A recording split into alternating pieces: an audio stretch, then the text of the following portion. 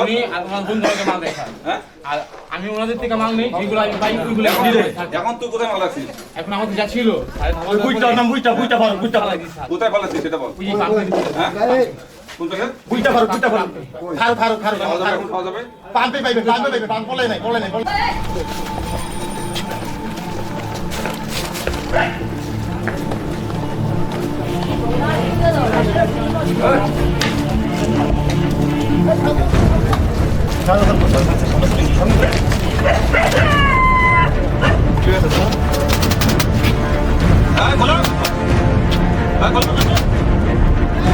খোলো খোলো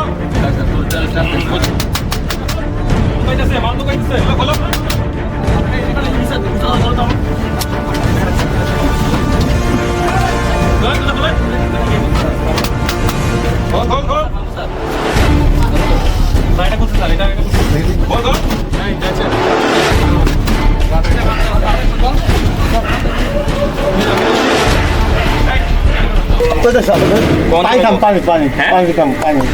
এই অস্ত্র কোথায় চালাইবো? গরম চাকু আছে না, চাকু ছিল রাখতে পুলিশ সেটা এলে পুলিশ এলে দৌড়ানি দিব। আমি সত্যি ধরেছি স্যার, সত্যি কথা সত্যি ধরেছি স্যার। আর ওই যে স্যার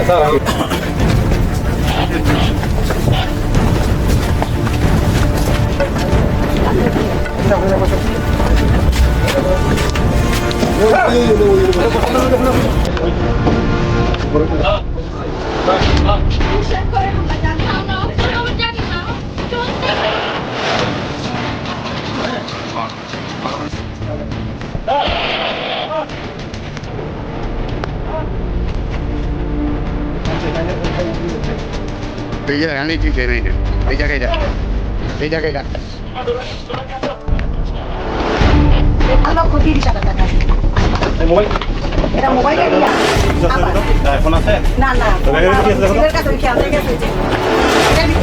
টাকা দিয়ে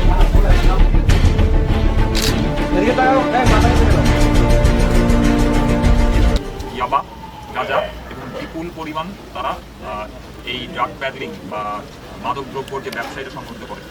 মূলত এখান থেকেই লোকজন এই সায়দাবাদে থেকে যে গাড়িগুলো চিটাং করে যায় কিংবা গাড়িগুলো ইন হয় এবং আশেপাশের এলাকায় আধিপত্য বিস্তার কেন্দ্র করে দুপক্ষের মধ্যে সংঘর্ষ লিপ্ত হয়।